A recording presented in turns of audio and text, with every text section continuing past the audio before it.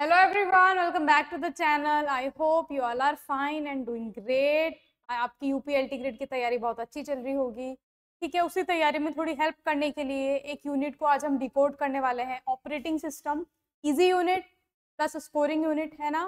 ज़्यादातर हम बात करें अगर 70 to 80% थ्योरेटिकल है, कुछ एक दो तरह के प्रैक्टिकल क्वेश्चंस भी बन सकते हैं, जैसे एल्गोरिदम में टाइम वगैरह आपसे पूछा जा सकता है, तो उस पर भी हम चर्चा कर लेंगे कि कहाँ किस पार्ट में आपका न्यूमेरिकल बन सकता है, कौन से पार्ट में आपका थ्योरी बन सकता है। तो थोड़ा सा यूनिट को डिकोड करेंगे।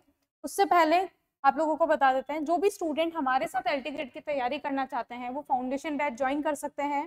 कंप्यूटर साइंस के लिए आपके लिए फाउंडेशन बैच लेके आए हैं, जहाँ पे आपको लाइव प्लस रिकॉर्डेड दोनों तरह के सेशंस देखने को मिलेंगे। डाउट क्लियरिंग सेशंस हैं आपके लिए, पीवाईक्यू हम साथ में सॉल्व करने वाले हैं, तो आप ज्वाइन कर सकते हो। बैच को एक्सेस कैसे करना है, बहुत सिंपल है। JRF अड्डा एप्लीकेशन आप लोगों को डाउनलोड करनी है। मेन जो अपना इंटरफेस है वहाँ पे बहुत सारे टैब्स आपको देखने को मिलेंगे, तो टीचिंग एग्जाम्स वाले टैब पे जाना है हमको। देन ड्रॉप डाउन से हमको यूपीपीएससी सेलेक्ट करना है। देन अगेन आपको दो एग्जाम्स देखने को मिलेंगे, UPLT grade for commerce and for computer science, दोनों ही अपन ऑफर कर रहे हैं, तो आप ज्वाइन कर सकते हैं फॉर कॉमर्स एज वेल। तो मान लीजिए कंप्यूटर साइंस पे आपने क्लिक किया, देन आप एनरोल नाउ पे क्लिक करेंगे तो इस तरह का इंटरफेस आएगा। एंड जो भी एनरोल फॉर्मेलिटीज है एनरोल वाली, उसको कंप्लीट करके आप सक्सेसफुली बैच में एनरोल हो जाने वाले हैं। तो बात कर लेते हैं सिलेबस की। अगेन इजी यूनिट है, मैं नहीं बोलूँगी बहुत ज़्यादा टफ है, बस थोड़ा सा थ्योरेटिकल कॉन्सेप्ट हमको समझना है। फाउंडेशन है ना, फाउंडेशनल यूनिट है। क्यों? क्योंकि हमको पूरा वर्किंग पता होना चाहिए, कैसे ऑपरेटिंग सिस्टम वर्क करता है, कैसे मल्टी प्रोग्रामिंग अचीव की जाती है, ठीक है, कितने तरह के ऑपरेटिंग सिस्टम है, कैसे मल्टीपल रिक्वेस्ट को एक साथ हैंडल किया जा रहा है, कौन सा रोल प्ले कर रहा है यहाँ पे, है ना। तो ये सारी चीज़ें हमको पता होनी चाहिए। तो थोड़ा सा डिकोड करते हैं क्या इस यूनिट में मेंशन है। देखिए, सबसे पहले बेसिक आर्किटेक्चर है ना, ऑपरेटिंग सिस्टम का क्या रोल है, कैसे हम एक्सेस कर सकते हैं, लेयर तक पहुंच सकते हैं। तो देखो, मल्टीपल यूजर्स हैं, है ना। एप्लीकेशन प्रोग्राम के थ्रू आपका ओएस तक क्या कर सकते हैं, हम एक्सेस कर सकते हैं ना। यूजर वाली लेयर मतलब जो आपकी होती है एक तरीके से सॉफ्टवेयर लेयर, उसके थ्रू हम हार्डवेयर लेयर को क्या कर सकते हैं, एक्सेस कर सकते हैं। यही बेसिक सा आर्किटेक्चर है आपके ऑपरेटिंग सिस्टम का। बाद में फर्दर जब हम डिटेल में पढ़ेंगे तो कर्नेल और शेल का कॉन्सेप्ट भी हम देखने वाले हैं। तो फर्स्ट हमको ये बेसिक आर्किटेक्चर समझना है, then will move to kernel and shell वाला पार्ट। ठीक है, अब कितने तरह के ऑपरेटिंग सिस्टम होते हैं, है ना। डिस्ट्रीब्यूटेड हो गया आपका, टाइम शेयरिंग हो गया, रियल टाइम हो गया, नेटवर्क ऑपरेटिंग सिस्टम हो गया, मल्टी प्रोसेसिंग हो गया, मल्टी प्रोग्रामिंग हो गया आपका, ठीक है, मल्टी यूजर, बैच। ठीक है, ट्रेडिशनल में हम बैच यूज करते थे, है ना, जहाँ पे एक सिमिलर टाइप की जॉब्स का एक बैच बना के हम सबमिट करते थे। फिर जो भी ऑपरेटर आपको उसको चलाता था वो क्या करता था, बैच को सीक्वेंस ऑर्डर में अरेंज करता था। तो हमारा ट्रेडिशनल तरीका है बैच ऑपरेटिंग सिस्टम। तो इसी तरीके से जितने भी तरीके हैं ऑपरेटिंग सिस्टम के, एक्चुअली ये बताते हैं हमको काम करने का तरीका, है ना, ऑपरेटिंग सिस्टम कितने तरीके से काम कर सकता है ना। तो उन सब के बारे में हम यहाँ पे पढ़ने वाले हैं, सबके की फीचर्स, सबके फंक्शनैलिटीज, प्रेजेंट हम क्या यूज कर रहे हैं, एडवांटेजेस डिसएडवांटेजेस, है ना। तो ये सब के बारे में यहाँ पे इस तरह के सवाल आपको देखने को मिलने वाले हैं। देन शेड्यूलर्स की हम बात करेंगे, है ना। जब हम मल्टी प्रोग्रामिंग की बात करते हैं, मल्टीपल प्रोसेस को एक साथ कंप्लीट करने की बात करते हैं, तो शेड्यूलिंग इंपॉर्टेंट क्राइटेरिया आ जाता है ना।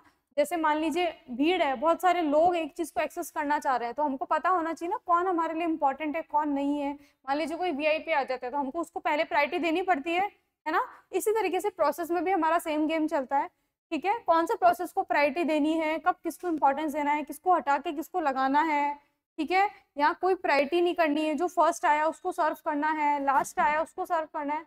तो ये सारा गेम है ना, डिसाइड करना कि कौन सा प्रोसेस को लेके आना है फाइनली एग्जीक्यूशन के लिए, वो सारा हम देखने वाले हैं। तो प्रोसेस को क्रिएशन, उसकी शेड्यूलिंग का एग्जीक्यूशन, देन किल, है ना, लास्ट में प्रोसेस क्या हो जाता है, किल हो जाता है। तो वो सारी हम देखने वाले हैं, शेड्यूलिंग वाला पार्ट।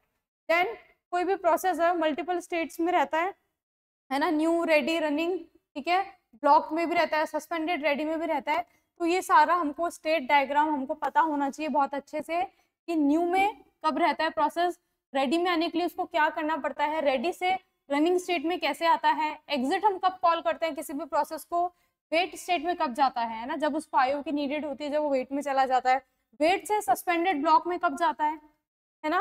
कैसे हम मेमोरी को मैनेज करते हुए चलते हैं और सिस्टम की मतलब आपकी जो प्रोसेस है उसकी स्टेट्स को स्टिल हम क्या करते हैं, मेंटेन रखते हैं, उसका डेटा लॉस्ट नहीं होने देते। तो ये स्टेट डायग्राम है, यहाँ से आपके 1-2 लाइनर्स क्वेश्चंस बन सकते हैं और बहुत सारे क्वेश्चंस यहाँ पे बनने के चांसेस हैं क्योंकि बहुत सारी डिटेल्स हमको इस पर्टिकुलर एक स्लाइड में देखने को मिल रही है। तो यहाँ से बहुत अच्छे क्वेश्चंस आपके बन सकते हैं। देन मैंने बात की थी स्केड्यूलिंग एल्गोरिथम्स की, यहाँ पे न्यूमेरिकल बनने के चांसेस हैं। कैसे न्यूमेरिकल आपका बनेगा, आपको दे दिया जाएगा कि आपको कौन से एक प्रोसेस दे दिया जाएगा, आपको मल्टीपल प्रोसेसेस मान लीजिए आपको दे दिए गए P1, P2, P3 है ना, इनका एग्जीक्यूशन टाइम दे दिया, इनका सिस्टम में अराइवल टाइम दे दिया। आपको पता करना है कि किस सीक्वेंस में अरेंज करना है, फाइनली कितना एग्जीक्यूशन टाइम लगेगा, वेट टाइम कितना लगेगा, तो वो सब आपको निकालना पड़ेगा। और आपसे पूछा जाएगा कि बस आपको ये वाली एल्गोरिथम अप्लाई करनी है ना, आपको बोला जाएगा ये सारे डेटा पे फर्स्ट कम फर्स्ट सर्व लगा के बताओ, शॉर्टेस्ट ऑफ फर्स्ट से इसको कंपेयर करो। तो इस तरीके से क्वेश्चंस आपको यहाँ पे करना क्या है, सारे एल्गोरिथम्स हमको पता होनी चाहिए, उनकी वर्किंग पता होनी चाहिए, हर तरह के न्यूमेरिकल पैटर्न हमको सॉल्व करने हैं हर एक एल्गोरिथम को यूज करके।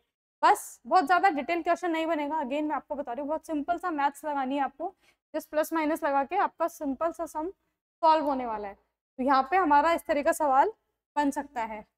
देन डेडलॉक है ना, जब सेम प्रोसेस या सेम रिसोर्स के लिए दो प्रोसेसेस आपस में लड़ रहे होते हैं ना तो एक भी छोड़ने के लिए तैयार नहीं होता, जैसे एक टॉय होता है तो वो छोटे बच्चे लड़ रहे होते हैं, दोनों ही तैयार नहीं होते सेक्रीफाइस करने के लिए, तो क्या लग जाता है, डेडलॉक लग जाता है, दोनों ही रोते रहते हैं, टॉय दोनों को ही चाहिए होता है, टॉय के दो टुकड़े तो हो नहीं सकते। मान लीजिए ऐसा कोई केस है, प्रिंटर है, किसी को यूज करना है, तो एक साथ तो एक ही काम हो सकता है, बट जब दोनों प्रोसेस लड़ रहे होते हैं तो उस सिचुएशन को हम क्या बोलते हैं, डेडलॉक बोलते हैं। तो डेडलॉक के बारे में उसकी कितनी सारी स्टेजेस है डेडलॉक की, है ना, उसको डिटेक्ट कैसे करते हैं, डिटेक्ट कर लिया तो अवॉइड कैसे करना है, ठीक है, प्रिवेंट कैसे करना है, रिकवरी कैसे करनी है डेडलॉक से, क्या डेडलॉक को इग्नोर किया जा सकता है, ठीक है। तो सारी चीजें डेडलॉक के बारे में हमको यहाँ पे अच्छे से पता होनी चाहिए। Then memory management, again important चीज है, कॉन्सेप्ट अच्छा कॉन्सेप्ट यहाँ से बनने की चांसेस है। क्यों, सेम टॉपिक आपका फोआ में भी रिलेट करता है, क्योंकि मेमोरी क्या होती है, हमारे पास लिमिटेड होती है, तो उसका एफिशिएंट यूटिलाइजेशन बहुत ज़्यादा इंपॉर्टेंट है, क्योंकि हमको टाइम बचाना होता है और हमारा स्पेस बचाना होता है। दो क्राइटेरिया है ना, जहाँ पे हम सिस्टम की कॉम्प्लेक्सिटी को जज करते हैं, टाइम कॉम्प्लेक्सिटी और स्पेस कॉम्प्लेक्सिटी। तो यहाँ पे हम स्पेस कॉम्प्लेक्सिटी की बात करेंगे और मेमोरी का कितना एफिशिएंट यूज हो सकता है उस पर हम बात करने वाले हैं। तो अगेन इंपॉर्टेंट टॉपिक है, प्लस बहुत ज़्यादा डिफिकल्ट नहीं है, मैं बोलूँगी ईजी सा टॉपिक है, ठीक है। तो यहाँ से आपका एक अच्छा क्वेश्चन बनने के चांस रहने वाले हैं। देन हम बात करेंगे पेज रिप्लेसमेंट एल्गोरिथम, है ना, कैसे कम से कम ऐसा कौन सा पेज हम लेके आए जिससे हमारे कम से कम क्या हो, पेज फॉल्ट हो, है ना। तो इसके लिए आपके पास 4 एल्गोरिथम है, फीफो हो गया आपका, ऑप्टिकल पेज रिप्लेसमेंट, LRU हो गया एंड MRU हो गया, है ना। कौन सी एल्गोरिथम बेस्ट है, किस टाइप के डेटा पे कितने पेज फॉल्ट हो रहे हैं, है ना। तो यहाँ से भी आपका न्यूमेरिकल क्वेश्चन बनेगा, जैसा स्केड्यूलिंग वाले से न्यूमेरिकल क्वेश्चन बनने का चांस है, यहाँ से भी अगेन आपका न्यूमेरिकल बन सकता है, बट अगेन इजी सा न्यूमेरिकल बनेगा, डिफिकल्ट आपको ज़्यादा नहीं दिया जाएगा, तो एक इजी सा न्यूमेरिकल यहाँ से हम एक्सपेक्ट कर सकते हैं। दैट्स इट, है ना, 2-3 यूनिट्स हैं, 2-3 टॉपिक्स हैं जहाँ से न्यूमेरिकल बनेगा, बाकी मोस्टली थ्योरेटिकल चीज़ें ही आपसे पूछी जाएगी, है ना, न्यूमेरिकल वाला पार्ट नहीं आने वाला है ऑपरेटिंग सिस्टम में। इजी सा यूनिट है, अप्रोचेबल है, तो यहाँ पे हमको अच्छा से अच्छा स्कोर करना है, बिल्कुल भी छोड़ के नहीं जाना है इसका एक भी कॉन्सेप्ट, ठीक है। तो आई होप आपको थोड़ा सा क्लियर हुआ होगा कि ओएस में एक्चुअली क्या पढ़ना है, किस फ्लो में पढ़ना है। तो बाकी हम नेक्स्ट सेशन में डिस्कस करेंगे, PYQs की भी सेशंस में आपके लिए जल्दी लेके आने वाली हूँ, तो बने रहिएगा हमारे चैनल के साथ। Till then, thank you so much.